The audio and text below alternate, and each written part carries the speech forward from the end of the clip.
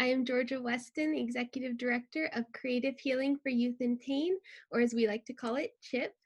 We are a nonprofit for youth with chronic pain and their parents, providing exposure to creative healing experiences and social support online to reduce common healthcare barriers like cost and location. Not everyone has insurance or transportation or equal access to pediatric pain clinics, and that's why we provide these resources online. We also know that healing doesn't have to just take place in a hospital or a doctor's office. You can help yourself feel better in your own home. And creative healing means different things to different people, but it's all about finding joy in activities that assist with your healing process.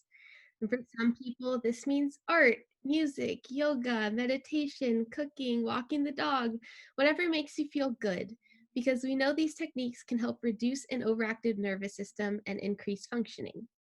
And as I mentioned, the social support component is something that we're passionate about because so many of these kids and their parents are suffering in isolation.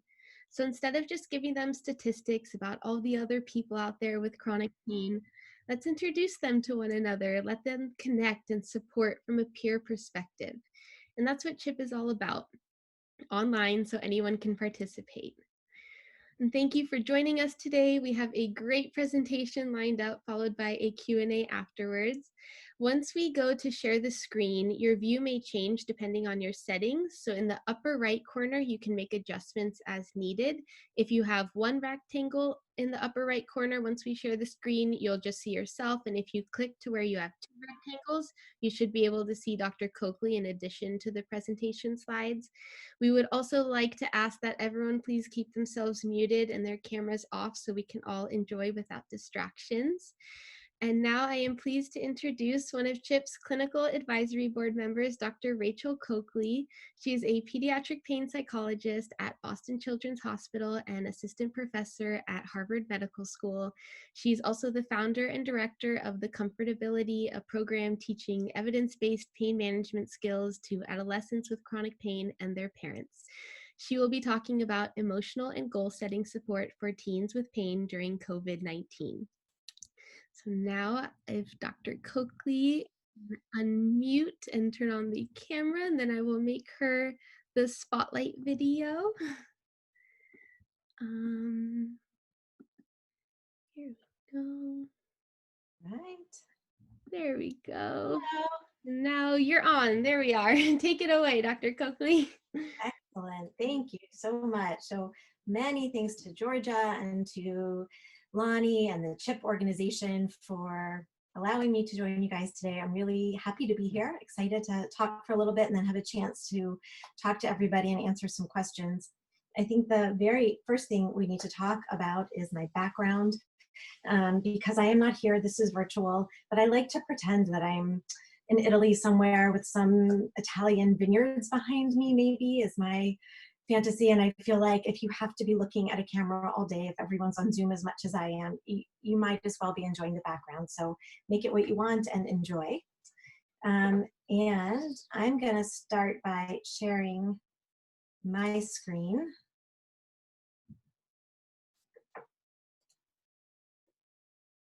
All right, excellent. Hopefully you all can see that.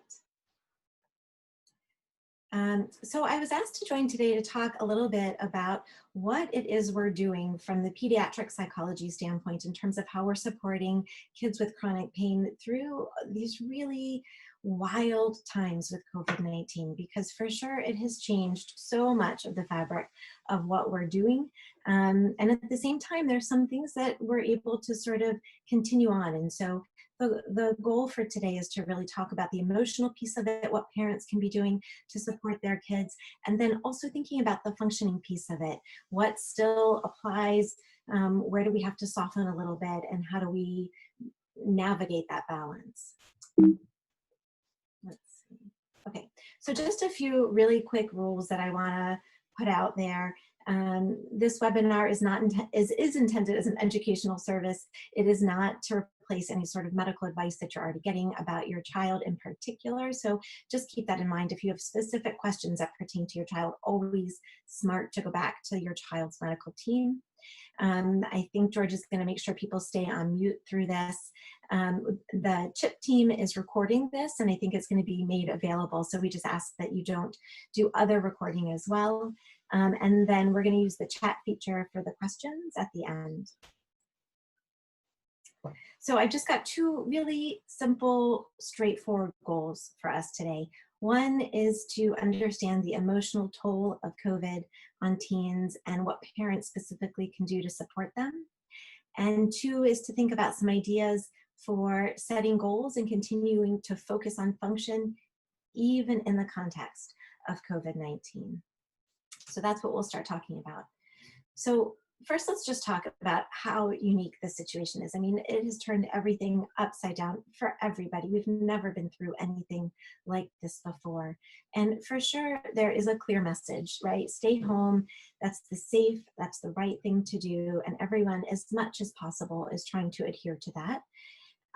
But this makes it way hard to get back to all of those goals of function. And we've got so many kids and families who were working on school reintegration plans or return to sport or just increased daily activity, and really felt like the rug just got pulled out from under them. And it's sort of like, what now? You know, we back to square one.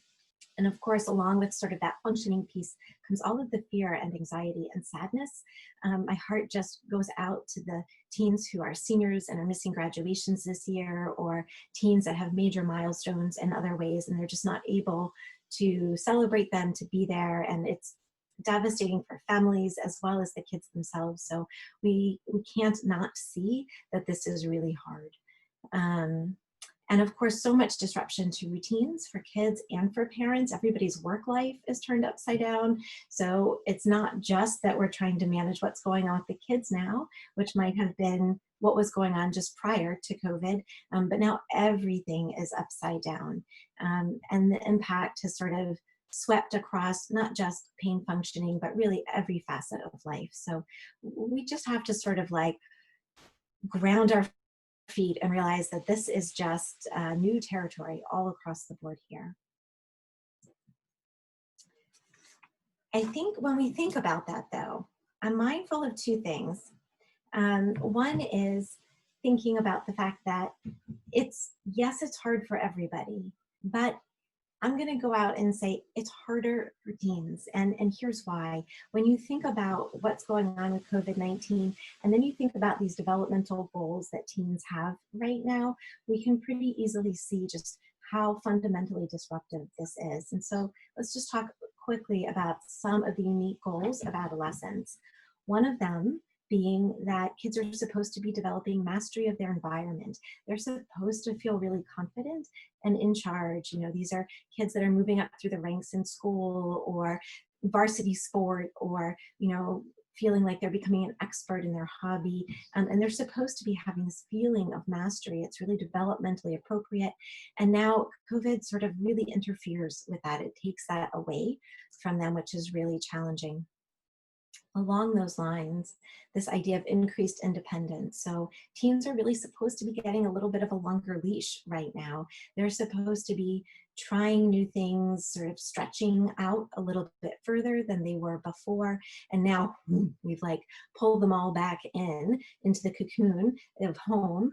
So if you've got a kid that was starting or was trying to really sort of get a little bit more independent or even interdependent, which is sort of the middle ground there, all of that's been pulled away and stripped away as well.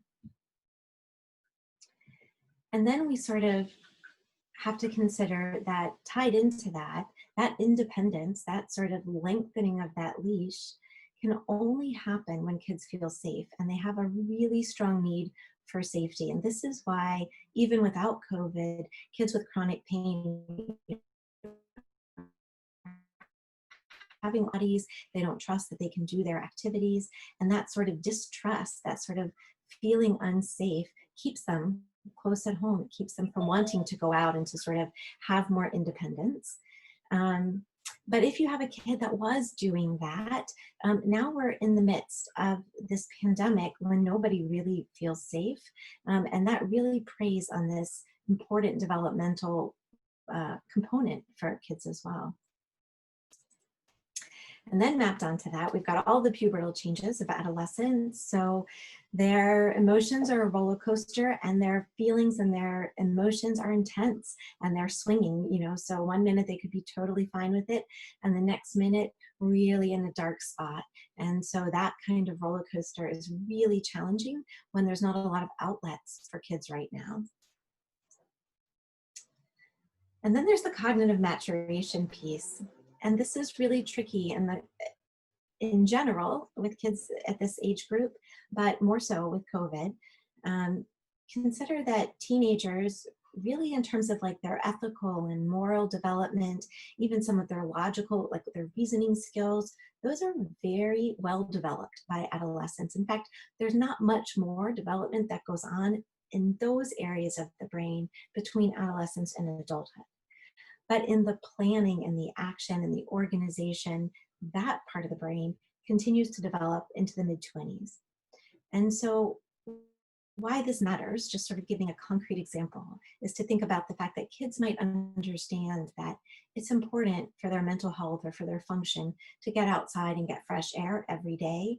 That they can understand cognitively, but the planning and action part of their brain is like, nah, I'm just gonna stay put because I'm enjoying what I'm doing on my video game right now. So they don't follow through. They understand it, but they don't have that follow through. And this is a really important piece where parents' involvement becomes really essential. And then, of course, in teens, they've got these social priorities, right? Not that parents don't matter. In fact, parents matter, family matters more than ever in adolescence, but so too do their adolescent and their peer relationships. And those are really tough right now. They just are harder. It's harder to connect. Even with all of our technology, it's not the same. So those social priorities, they want to be sort of exploring and bonding and having relationships, and that's just way harder right now. So it is harder for teens. I think we have to just acknowledge that they are in a special place in their development, and this pandemic hits them differently than it hits adults or than it hits even younger kids. The major concerns, though, that I'm hearing from parents, I want to sort of outline what parents are worried about, like what we're hearing a lot of, and then really try to speak to some of those particular concerns. So some parents are worried that this is really going to be a traumatizing event, that because they have missed a graduation or aren't really able to complete their junior year or worried about colleges, that the whole of this is going to cause psychological trauma. And we don't know 100%, but there's this concern that things won't ever be right again. That's one thing that I'm hearing from some parents. Parents are also worried that the lack of social contact from their friends, from their peers, recognizing that that's a priority, and then seeing that they're not really staying as social as they were before, that in and of itself too is going to have some really serious consequences down the road, that the kids are going to become more introverted or not, miss out on this sort of critical period in their social relationships. And then I'm hearing a lot of concern, like, my gosh, I'm letting my kids watch more screens, use screen time more than ever before. Like, are they going to be irreversibly addicted? Are we creating this generation now that's going to grow up and just not be able to be separated from their screens? And in lieu of sort of, if they're spending all of their time on screens, what aren't they doing? And is that sort of absence, the missing out of other things, going to sort of cause irreparable damage? And then also, from my parents that I'm working with who have kids with pain, they're worried that their kids are going to give up, that their pain recovery, if they were really working at it, if they were trying, making progress, or if they were stuck before, they're feeling even more stuck right now. And so they're worried that they're going to lose hope for the future. Some families, there are some kids who were stuck before COVID, not going to school and really struggling with their day-to-day function. And to some extent, at least in the short term, this pandemic has actually alleviated some of the stress in the family, that there's no more struggle, no more tug of war about trying to get to school, and that's been a little bit easier.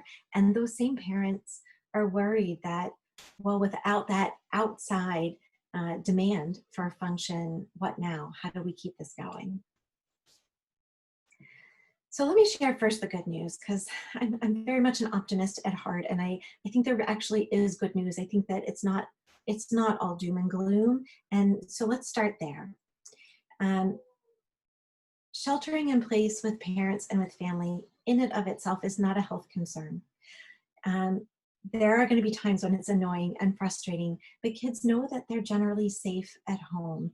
And so while this can be hard, and while there can be some difficulty, just know that this is not bad news, that it's actually, there could be some good that comes out of it. Families are reporting that they're getting closer, that they're having more time to talk, that things feel maybe a little bit less rushed on the home front, and that generations before have had less independence with teenagers for periods of time and been fine. So I think we have to remember that in and of itself, staying home is not a health risk.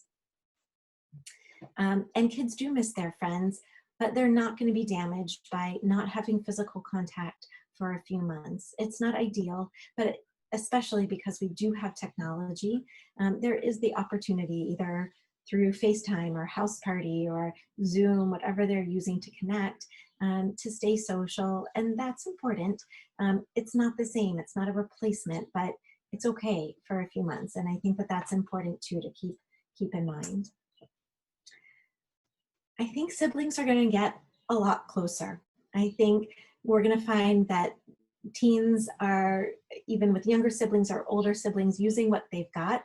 And with that closeness, will be maybe a stronger bond that in the future could be really beneficial. I think there probably is going to be more fighting in the short term, but think of that as love. Think of that as like really trying to work together, and valuing each other, because there's going to be a lot of those moments mixed in with the difficulty as well. And lastly, this will end. It will end. For sure, it will end. We don't have a magic ball. We don't know when. But grounding yourself in that idea and helping your kids to understand that things will return to normal, things will come back, and we will move beyond. Like, that's really critically important, to just hold on to, even if it is out there in the distance. So that's the good news. That doesn't mean there's not a really big job for parents right now. I think there is a huge job. I think there's a lot on parents right now, and I recognize that.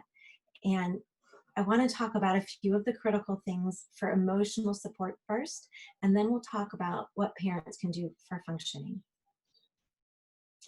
The first thing that's so important is to convey calm, but acknowledge the challenge. So the sort of dance that is ideal for parents to be able to do is stay grounded in the fact that this is temporary, but it's not easy. And there could be, beyond even boredom and frustration, real sadness and anger, really strong feelings, and those are justifiable.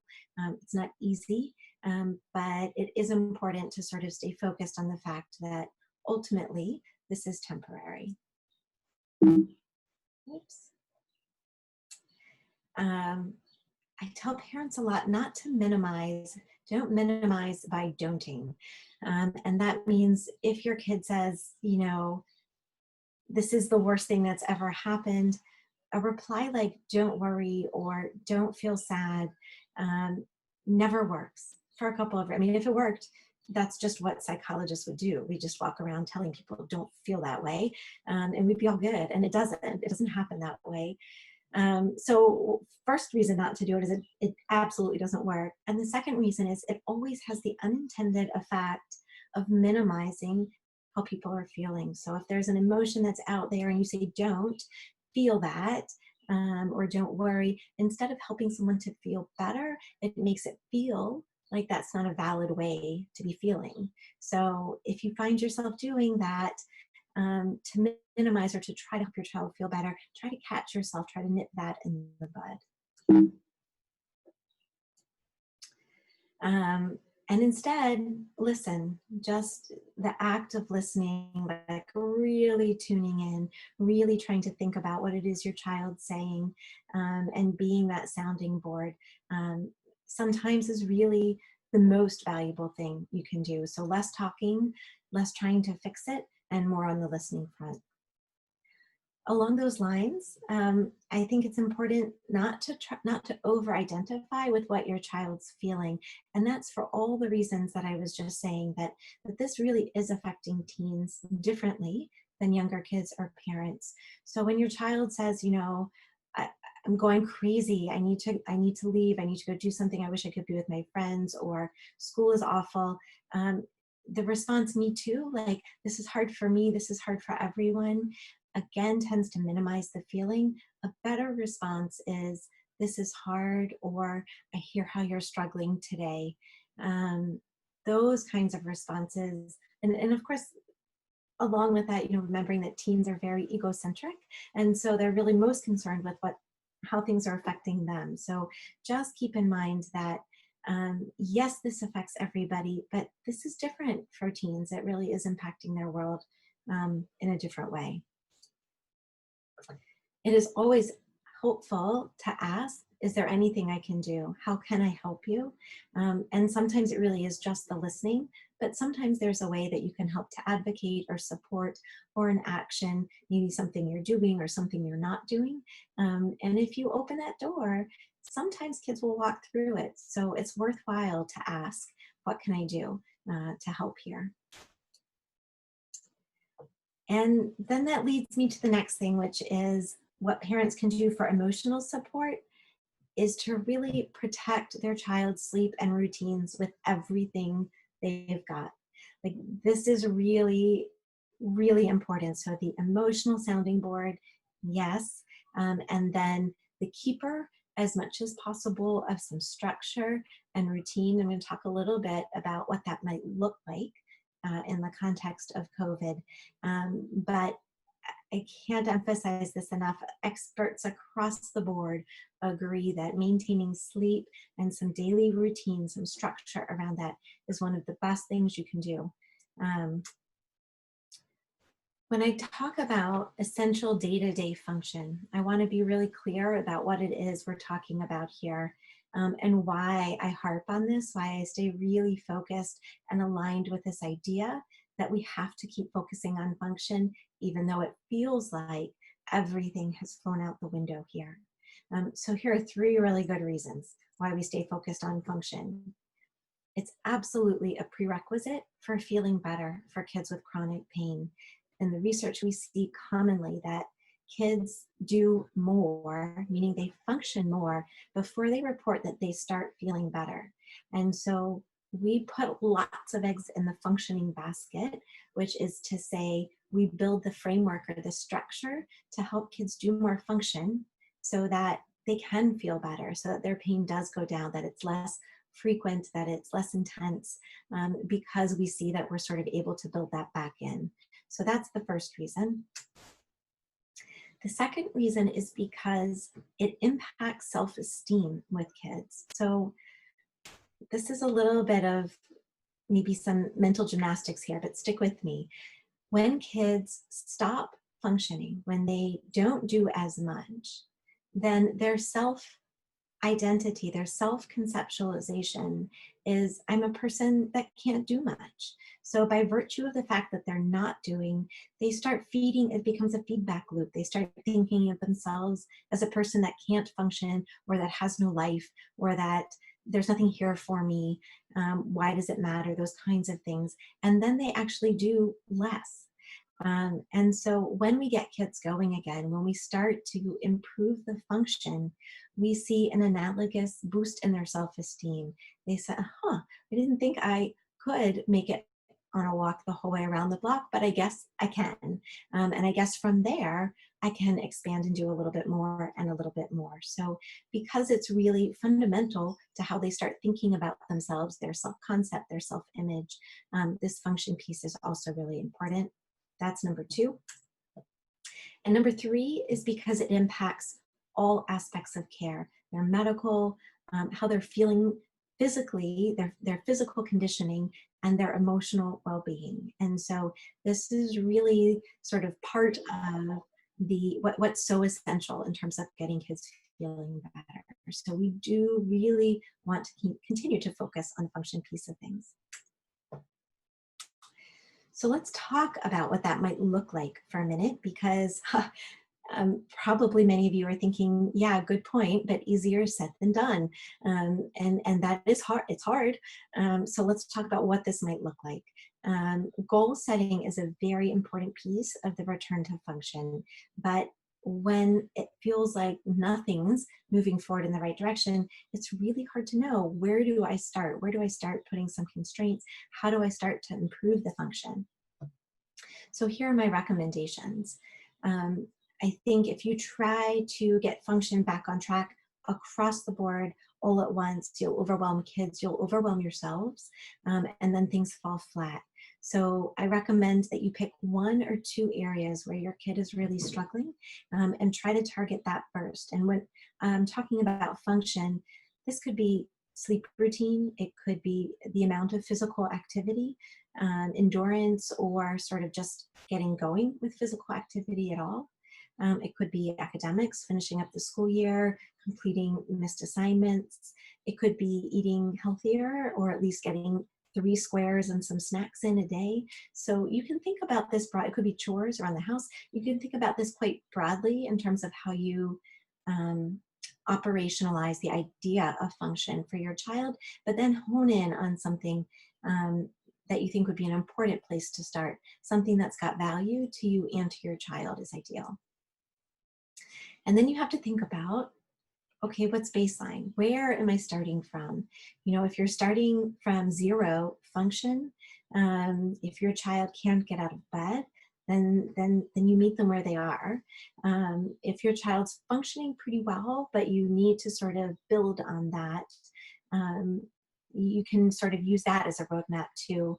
But when I think about baseline or the starting point, I try to think about, what could my child comfortably do right now without much ask, without pushing? Where is that sort of initial baseline?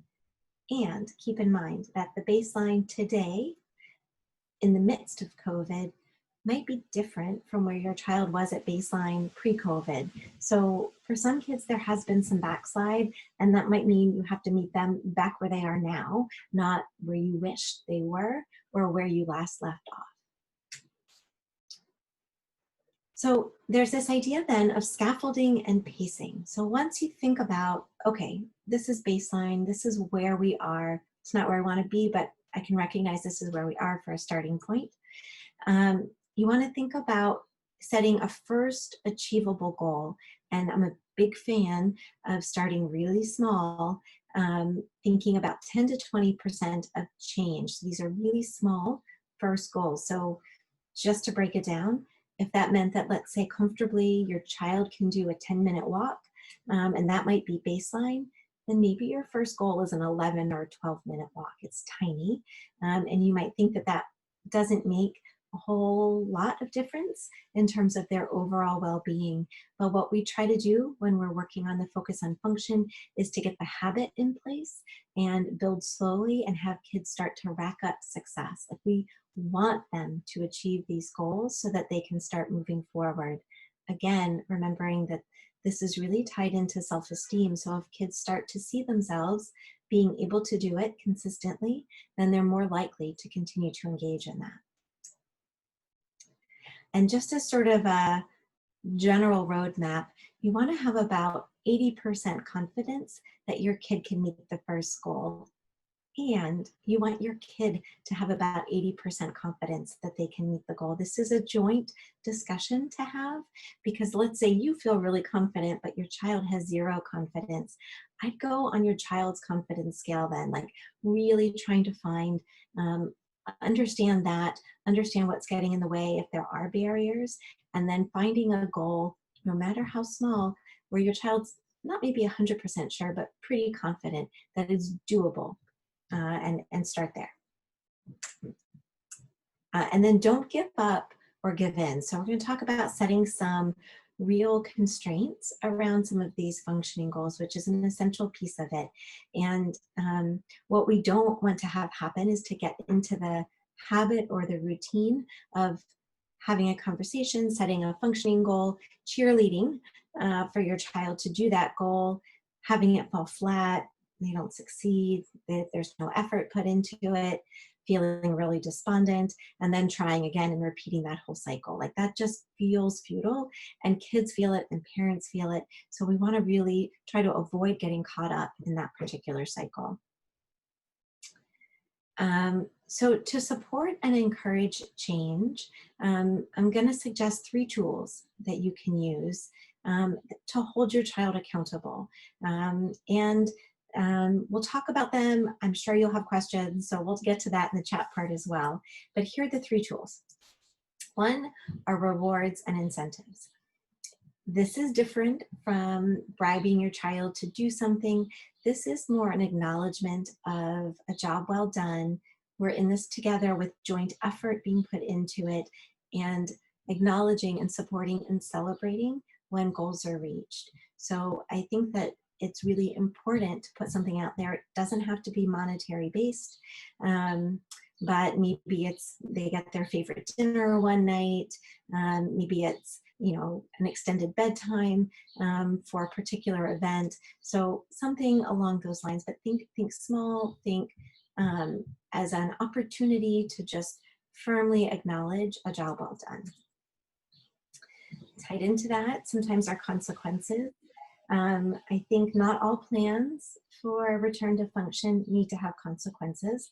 But sometimes if kids are really stuck, having some consequences in place can be a motivating factor. For most kids, or for many kids, screen-based time or screen-based activities is often a fallback for parents. And I get that in the context of COVID, like this is kids' #1 outlet. It's still possible. Your kids won't die if they have limited screen time or limited access, or can only use it for school, or however you might constrain that. But lots of other opportunities too for consequences. It doesn't have to be screen-based. But what it does, if you can hold your kids accountable, is it lets them know that you're really serious, that this is not an option not to try, is usually how I sort of frame it. Like we can't not do anything, because again, back to earlier, not functioning is not good for mental health, physical health, or any of the well-being. So we have to really think about if that's necessary. And the last thing I offer up as a tool is this sort of idea of a structured pass. Like I think about this as like a get out of jail free card. Let's say, for example, that you've decided from a functioning standpoint, your child needs to help out more with chores around the house, and they need to fold a basket of laundry every day. That's their chore. That's what you're focused on from a functioning standpoint. Maybe they're asked to do it, 5 days a week, and they get 1 get out of jail free card. And the reason to do this is because I don't like kids to fall back on, I hurt, therefore I can't do something. We want to sort of take that pain off the table if we can. So if they hurt and they don't want to do their chore that day, they can use their pass card to do that. That's one option.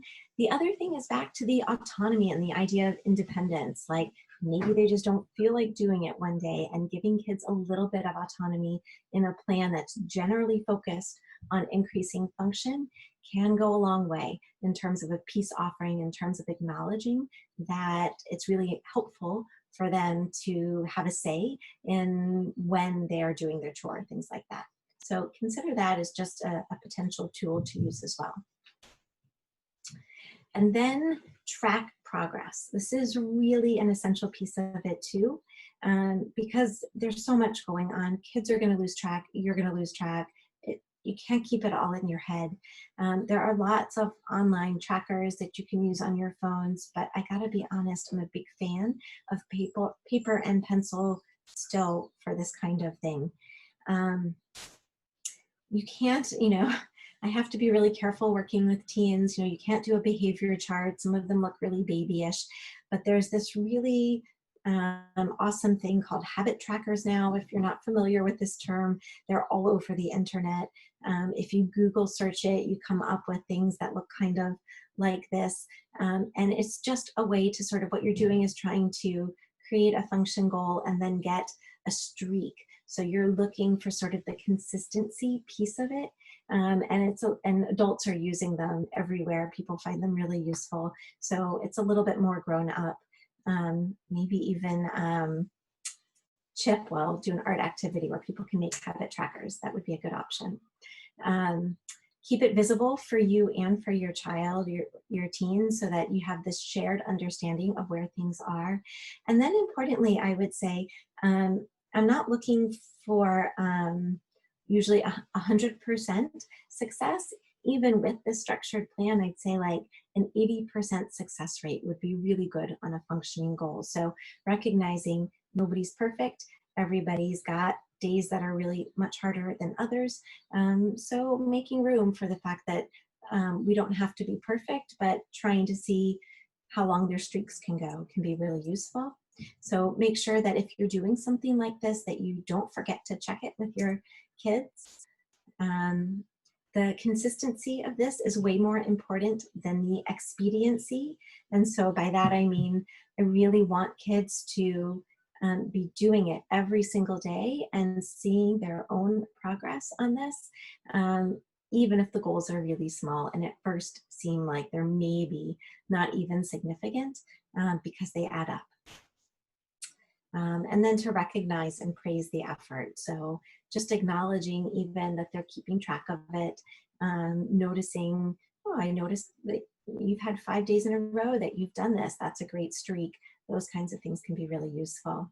And then, like I said, success is more about 80% adherence. So if any of you have kids that have perfectionistic tendencies, they'll get really frustrated if they miss a day, or if they slip on a goal.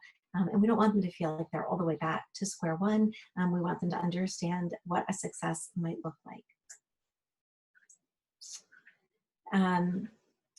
This is, sorry, I'm moving this out of my way. Okay, this is just a general guideline of how you might structure some time at home in the midst of a pandemic. So this is not research-based. This is like, let's just think about what are all the things we're trying to fold into our kids' days, and think about what might be a good breakdown to give you a little bit of structure around that. And sorry, okay. So let's just look at this quickly together. Movement-based activities, about 3 hours a day. Sorry, that was my timer. So I just have a few more slides and then I'll take some questions from everybody.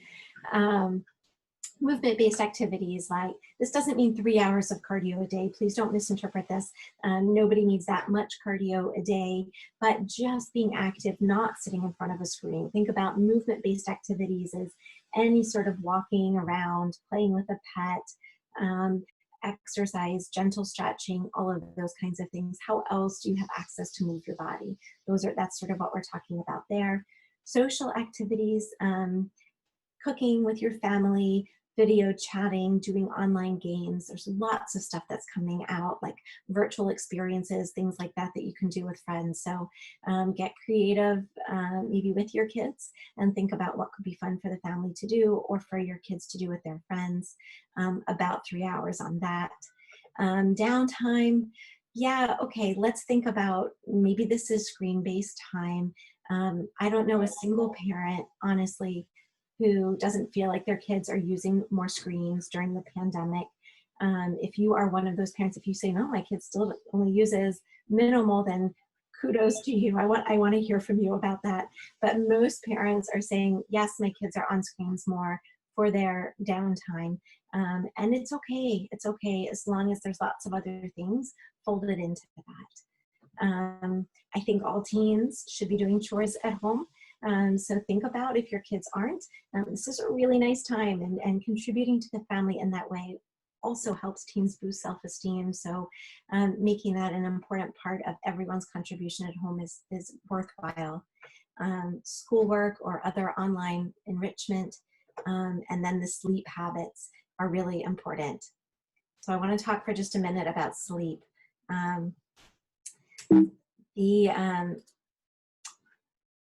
there's no way around this. There's just absolutely no way around this. If your kids are not sleeping well, they're going to have more pain. We know that that relationship is really strong. And of course, when they have more pain, then they don't sleep well. So it's really circular. And when they have more stress, they don't sleep well, and then they have more pain. So we know it all goes hand in hand. So protecting sleep, really trying to get a sleep routine in place, is a very, very, very, very important part of your child's well-being. Good sleep health, this is sort of just some general sleep hygiene or sleep health recommendations to limit caffeine, reduce or eliminate. If I can suggest elimination, that's definitely the way to go for naps during the day. Getting daily exercise, exposure to daylight, so important for the brain to regulate its sleep-wake cycle. Keeping some regular routines, and by that I'm talking, breakfast at a certain time in the morning, lunch and dinner and snacks, really sort of using the structure of the day, the rhythm of the day to anchor your kids will be fundamental to helping them sleep well at night. And then doing some relaxation, deep breathing, gentle stretching, things like that before bed are really helpful, and limiting screens at least 30 minutes before bedtime. But I usually, for my kids that I work with that aren't sleeping, I say an hour. Just let the brain chill out. It's really a useful tool. I will say lastly, sort of in wrapping up, that this really is a time for a gentle approach. We know kids are struggling, parents are struggling. It's really hard, and we have to just take a little bit of a kinder approach. From that, you need a lot of flexibility, adaptability, and self-care to make it through. This is not easy. Like, we just all need to take a deep breath and to recognize that. I'm a believer in saying, like, let's be honest, this isn't the time for best or perfect. This is really a time for, like, let's work with what we've got. Instead of saying what I can't do or what's missing, let's say what's here for me, what can I do, and build on that as much as possible, at the same time recognizing that things are fundamentally different. Be creative with what you can control. There's so much right now that's outside of our control. And I think just being really thoughtful about, okay, these are things that are in the column of things I can't do anything about right now. So this is an area where I can have some control. And within that area, I'm going to be flexible with this, and we're going to put some more clear parameters around this. And I think that that's kind of the mindset that can be really useful. And just remembering that spouses, partners, everybody needs to be kinder, a little gentler, like just sort of remembering that everyone is really struggling, even if we're all experiencing this in a somewhat of a different way. And very lastly, parent coping. I can't ever give a talk where I'm reaching parents and not put in a plug for parent self-care. It's egregious because this is hard, and parents really are the frontline workers here. So let's just think about 3 really good reasons quickly for parents to take good care of themselves. First and foremost, if you take good care of yourself, you are better able to help your kids. And I say that with confidence because the research bears that out. So we know that parents that take measures to unwind themselves and do that good self-care, get good sleep, eat well, take walks, get some exercise when you can, you're going to be better at doing what needs to happen for your kids. So take that to heart. Helping yourself is actually helping your kids, not taking away time that you're helping your kids. 2, you can model how to manage stress by showing through your actions how to cope. Because essentially what we're asking kids to do is to do good self-care, to get back to function, to focus on these goals. And if you model that, then even if there's that struggle between what you're asking them to do, what you say, they see you doing that. It's there for them. And that model goes a long way as well. So think about it from that perspective as well. Make sure that they recognize, like, no, I can't come help you with your homework right now because I'm going to do an online yoga class. I need to do that for me. I'll help you when I'm done. I think that that's a really useful thing for kids to hear. And it's not indulgent. Remember that your own self-care is not selfish, it's self-preservation, that this is a long road.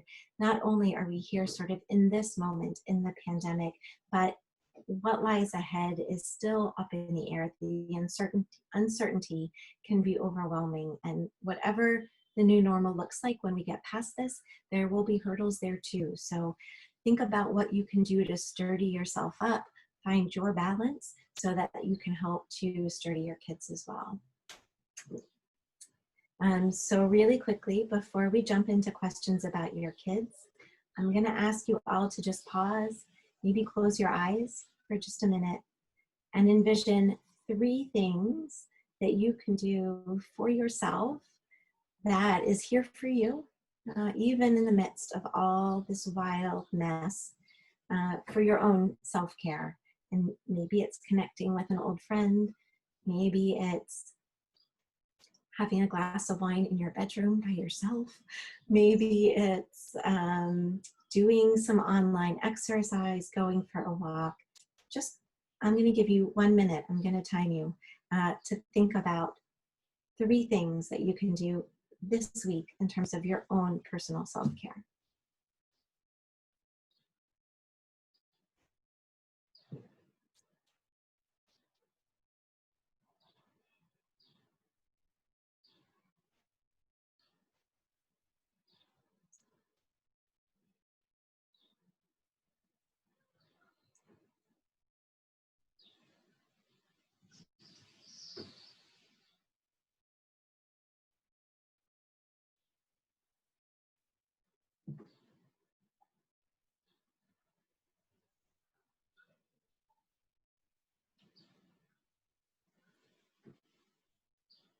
Okay, I lied. I'm only going to give you 30 seconds because I realized I've gone way over and I want to have time for questions. So if you only got 1 or 2 things, your job is to go back and get that 3rd thing that you're going to do. And I apologize for the shortened time. Just really quickly, a few resources that that could be helpful. This is the Comfortability Program, which is the program I direct. It's a program that teaches evidence-based coping skills to teens and to parents. We run workshops at 18 children's hospitals right now. And we have lots of online resources on our website, lots of coping stories about how teens and parents have made their way through. We have guided exercises for relaxation and mindfulness that are free and downloadable. We run bi-weekly text chats. So on our website, you can sign up for a chat with a psychologist and a teen or parent mentor to find out and get some new ideas. We talk about all sorts of coping strategies, some of which we talked about today, and new things as well. There's sleep resources there. We've got a monthly newsletter that always highlights some new resources. So please sign up for that too if you might have interest in learning more. And then we're all over social media right now. Facebook, Twitter, Instagram, our handle's the same. The Comf-ability is how you find us there. Okay, so let's do some questions and answers. I'm going to stop sharing my screen and we'll go to the chat room. For those of you who might not be familiar with the Zoom, it's at the bottom of your screen. If you hover your mouse, there should be an option to click on chat, and then you can type in your question there. Thanks, Georgia.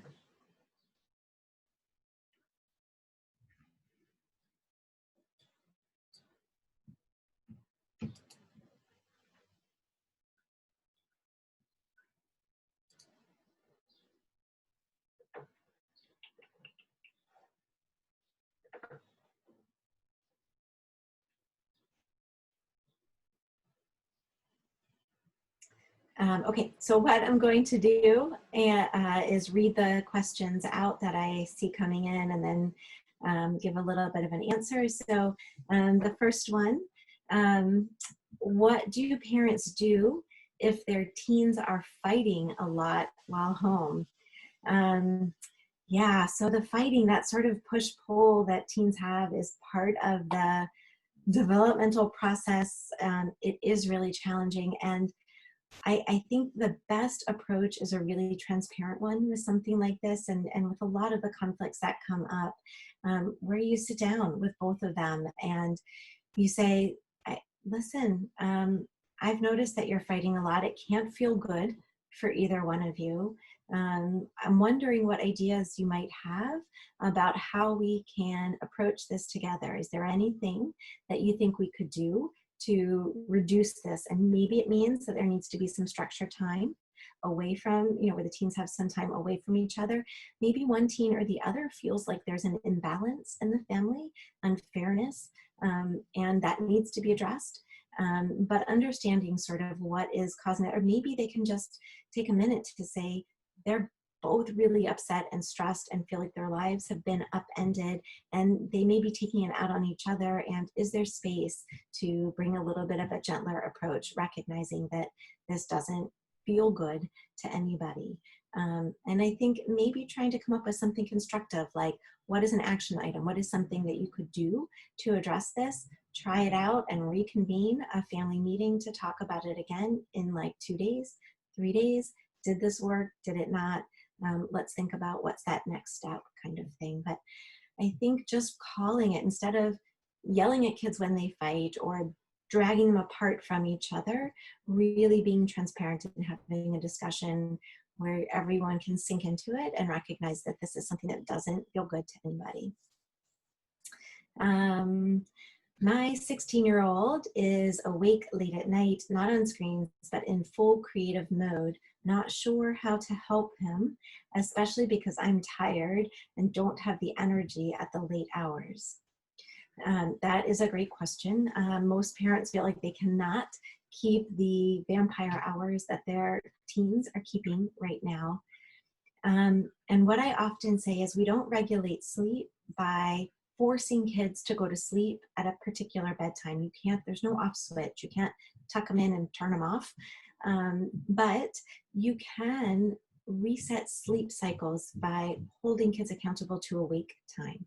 And that's usually where I start. So I think about, what time is your teen waking up? Let's say 11 o'clock in the morning. And I'd say, you're going to bed at 2 a.m. and you're sleeping till 11 and you're not tired because your sleep has shifted now. So let's start getting you up at 10. Again, moving forward, maybe even 10:30, gently sort of moving that bedtime earlier and earlier, because the result of that is that your teen will feel tired earlier and the sleep pressure will help. And I would say, think about, again, where is baseline? Where is your teen now falling asleep? And just say, I love that you're creative, but this sleep cycle is now getting off kilter. So if you were going to bed at 2 a.m. or 3 a.m., tonight your goal is to back that up by 15 minutes. That's the ask. We're going to wake you up a little earlier. You're going to go to sleep a little earlier, and you do that sort of functional approach where you're shifting the sleep cycle by increasing the sleep pressure to get your teen up. So it's not as much about policing the bedtime as it is about putting structure around the wake time and getting the buy-in from your teen to try to slide that back a little bit at a time. Recognizing too that I know kids are going to stay, we're almost at the cusp of summer, bedtimes are going to shift. Teens' biorhythms do have them staying up a little bit later. So I think some shift is okay, but when they start to get, when they're staying up into the wee hours of the morning and sleeping half the day, and feeling really groggy and out of it, then you've got to act to see what constraints you can put around that. Let's see. What can I do if my child refuses to spend time with me, even in quarantine? I ask her to go out on walks with me and put the electronics away, but it just doesn't happen. She's 15 and is refusing physical activity, putting away electronics. So yeah, this is back to what I was saying about that independence. So just remembering that getting a little bit of a longer leash from parents is a fundamental goal of adolescence. So let's reframe. Kudos to your teen for being really on top of that goal, wanting that distance a little bit from parents and recognizing that that's normal. And I love that you're inviting your teen for a walk. I think parents should often try to include their teens in healthy behaviors when possible, and keep asking. I would say don't stop asking, because that will be viewed as not wanting her there. So I love the invitation. I would keep it up just so she knows she's wanted on these particular walks. The refusal of physical activity, refusal of the electronics, that's where I say, like, that's where sometimes consequences really have to come in. You know, if they have access to their phone and their computer and their iPad, whatever their device of choice is, that's really positively reinforcing. Why would I want to get up and move if I've got this amazing thing here that keeps me completely distracted from this horrible pandemic that's going on around us and all of the difficulty I'm having right now with my pain? So logically, it makes sense that they might want to stay glued to their screen, but sometimes if they're not starting small with a goal to start doing some physical activity, if you have to, take their device, turn off the internet, whatever you need to do to say, look, not starting somewhere isn't an allowable thing right now. Like, you cannot have all of the positive reinforcement of your screens if you're not also willing to do baby steps, small daily movement towards a physical goal. So it's just it's a lovely example of when you can really start to say, look, what's happening here isn't acceptable, because we're going to get really, really, really stuck. So let's talk about where we start to move and how we start to shift what's going on here. And then another question, I'll see if I can get to one or two more quickly. How much sleep per night should my 14-year-old get? How much screen time per day is too much? So of course, there's variability in the sort of normal curve. I think minimally 8 hours for a 14-year-old, more like 10 is the goal. If you can get 10, that's gravy. And kids with pain sometimes need a little bit more. I think that the fatigue is real. Feeling stressed all day, feeling in pain all day is exhausting. And so if kids are really feeling depleted, then a little more sleep can be a good thing, but it's not, it's curvilinear. So you can get to too much sleep, and then that becomes a bad thing again. So the sweet spot, I would say, is probably 9 to 11 hours for a 14-year-old. And how much screen time per day is too much? I mean, I really,